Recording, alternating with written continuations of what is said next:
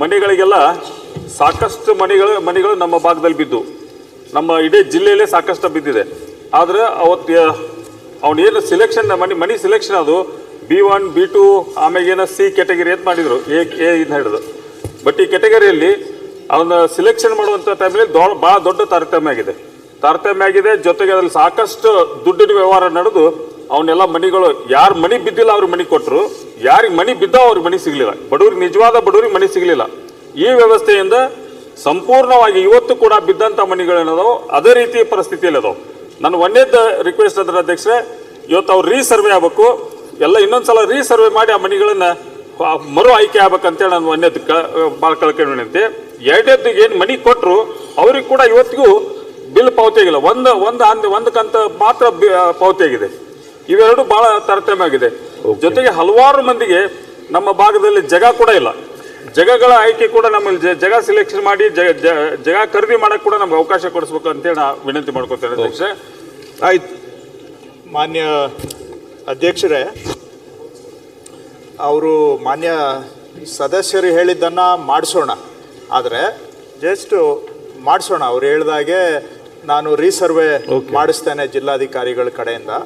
ಆದರೆ ಈ ಹಿಂದೆನೂ ಕೂಡ ಅವರು ತಕರಾರು ಬಂದಾಗ 973 ಫಲಾನುಭವಿಗಳದ್ದು ತನಿಖೆ ಮಾಡಿಸಿ ಅದರಲ್ಲಿ 743 ಅರ್ಹ ಅಂತ ಮಾಡಿ 230 ಅನರ್ಹ ಮಾಡಿ ಅವುಗಳನ್ನು ವಜಾ ಮಾಡಿದ್ದು ಇದೆ. ಈಗ ಸಿಕ್ಕಿರೋರಿಗೆ ಯಾರು ಅನರ್ಹರು ಅದರಲ್ಲಿ ಸೇರ್ಕೊಂಡಿದ್ದಾರ ಅನ್ನೋದನ್ನು ಖಂಡಿತ ನಾನು ಅವ್ರು ಹೇಳಿದಾಗೆ ಅದನ್ನು ಅಧಿಕಾರಿಗಳಿಗೆ ಹೇಳಿ ಮರು ಪರಿಶೀಲನೆ ಅಂದರೆ ರೀಸರ್ವೆ ಅವ್ರು ಹೇಳಿದ ಪ್ರಕಾರ ಮರು ಪರಿಶೀಲನೆ ಮಾಡಲಿಕ್ಕೆ ನಾನು ಸೂಚನೆ ಕೊಡ್ತೇನೆ. ಓಕೆ. ಸಮಸ್ಯೆ ಏನಂದ್ರೆ ಈಗಾಗಲೇ ಹಲವಾರು ಮಂದಿ ಇದರೊಳಗೆ ನಿಯರಿಂಗ್ ಒಂದು 40% ಜನ ಹೊಸ ಮನೆಗಳನ್ನ ಕಟ್ಕೊಂಡ್ರೆ ಅದಕ್ಕೆ ಇನ್ನೊಮ್ಮೆ ತನಿಖೆ ಕೂಡ ತನಿಖೆ ಆಗಲಿ ಸರ್ವೆ ಕೂಡ ಆಗಲಿದೆ ಅಧ್ಯಕ್ಷ. ಏನಾಗಿದೆ ಅಧ್ಯಕ್ಷರೇ, ಸದಸ್ಯರು ಹೇಳೋದು ನಿಜ. ಸರ್ಕಾರ ಸ್ವಲ್ಪ ಅವಾಗ ಹೆಚ್ಚಿಗೆ ಹಣ ಕೊಡ್ತು, ಕಂಡೀಷನ್ಸ್ ಕಡಿಮೆ ಹಾಕಿತ್ತು ಅಂತೇಳಿ ಅರ್ಹರು ಅನರ್ಹರು ಎಲ್ಲರೂ ಕೂಡ ಇದನ್ನ ಉಪಯೋಗನೂ ಮಾಡ್ಕೊಂಡಿದ್ದಾರೆ.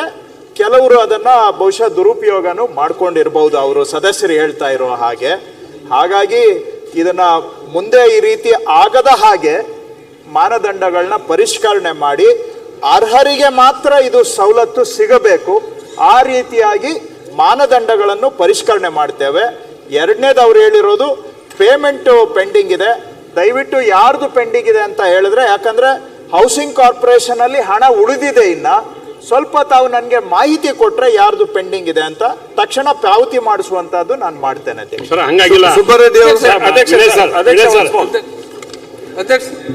ಅಲ್ಲ, ಇದೇ ವಿಷಯಕ್ಕೆ ಸರ್ ಸಂಬಂಧಪಟ್ಟಂಗೆ ಇದೇ ವಿಷಯಕ್ಕೆ ಸಂಬಂಧಪಟ್ಟಂಗೆ ಒಂದು ಎರಡು ಮಾಹಿತಿ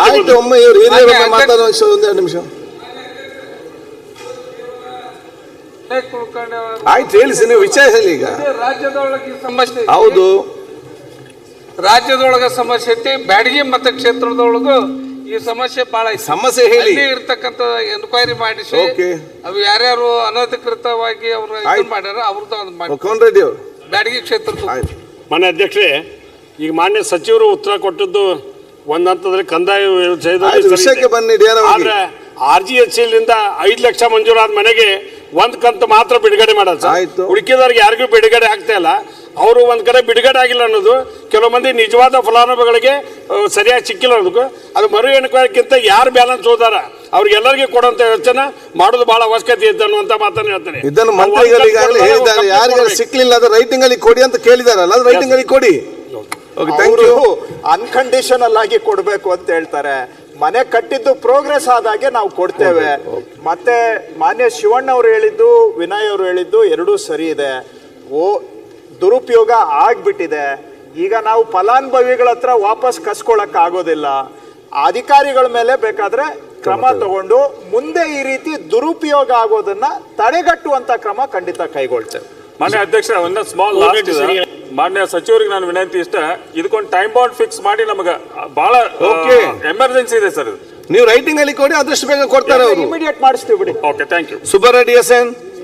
ಸನ್ಮಾನ್ಯ ಸಭಾಧ್ಯಕ್ಷರೇ, 496ನೇ ಪ್ರಶ್ನೆಯನ್ನು ವಕ್ಫ್ ಮತ್ತು ಅಲ್ಪಸಂಖ್ಯಾತ ಕಲ್ಯಾಣ ಸಚಿವರ ಕೆಳಗೆ ಬಯಸ್ತೇನೆ. ಸನ್ಮಾನ್ಯ ಸಭಾಧ್ಯಕ್ಷರ ಉತ್ತರ ನೀಡಾಗಿದೆ. ಸಭಾಧ್ಯಕ್ಷರ ಉತ್ತರ ಬಂದಿದೆ, ಉತ್ತರನೂ ಸರಿಯಾಗಿದೆ.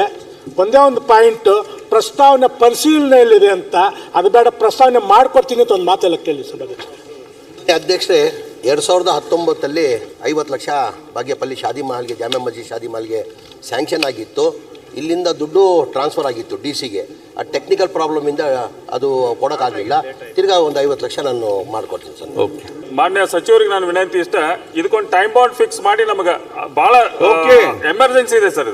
ನೀವು ರೈಟಿಂಗ್ ಅಲ್ಲಿ ಕೊಡಿ, ಆದಷ್ಟು ಬೇಗ ಕೊಡ್ತಾರೆ ಅವರು. ಇಮಿಡಿಯೇಟ್ ಮಾಡಿಸ್ತೀವಿ ಬಿಡಿ. Okay, thank you. Subba Reddy SN.